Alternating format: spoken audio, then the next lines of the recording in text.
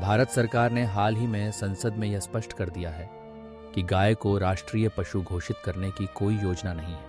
12 अगस्त 2025 को लोकसभा में पूछे गए एक प्रश्न के लिखित उत्तर में केंद्रीय मत्स्य पालन, पशुपालन और डेयरी राज्य मंत्री SP सिंह बघेल ने बताया कि संविधान के अनुच्छेद 246(3) के तहत पशुओं के संरक्षण और संवर्धन का अधिकार राज्यों के पास है, न कि केंद्र सरकार के पास।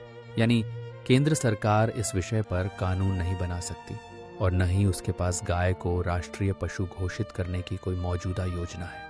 यह विषय देश में सामाजिक और सांस्कृतिक दृष्टि से हमेशा चर्चा में रहा है। कई बार अदालतों और संसद में गाय को राष्ट्रीय पशु घोषित किए जाने की मांग उठी है। इलाहाबाद हाईकोर्ट सहित कुछ अदालतों ने भी सरकार को इस दिशा में सुझाव दिए हैं, लेकिन अक्टूबर 2022 में सुप्रीम कोर्ट ने इस संबंध में दाखिल याचिका को खारिज कर दिया था। इससे स्पष्ट होता है कि औपचारिक स्तर पर ऐसी कोई पहल फिलहाल नहीं हो रही है। हालांकि केंद्र सरकार गायों के संरक्षण और संवर्धन को लेकर सक्रिय रही है। दिसंबर 2014 में शुरू हुए राष्ट्रीय गोकुल मिशन के तहत स्वदेशी गायों की नस्लों का संरक्षण और विकास किया जा रहा है। इस मिशन के जरिए राज्यों और केंद्र शासित प्रदेशों में गायों की स्थिति सुधारने के लगातार प्रयास किए जा रहे हैं। भारत के डेयरी क्षेत्र में गाय का योगदान भी काफी महत्वपूर्ण है।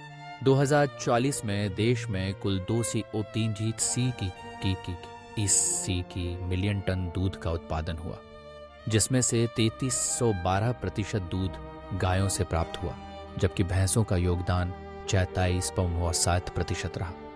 ये आंकड़े दिखाते हैं कि भारतीय ग्रामीण अर्थव्यवस्था और पोषण में गायों की कितनी अहम भूमिका है। संक्षेप में, गाय को राष्ट्रीय पशु घोषित करने का अधिकार संविधान के तहत राज्यों के पास है। केंद्र सरकार फिलहाल इस दिशा में कदम नहीं उठाएगी, लेकिन गायों के संरक्षण और डेयरी क्षेत्र को मजबूत करने के लिए अपनी योजनाएं जारी रखेगी। भारत में गाय का सांस्कृतिक महत्व बना रहेगा, परंतु औपचारिक मान्यता की जिम्मेदारी राज्यों पर ही छोड़ दी गई है।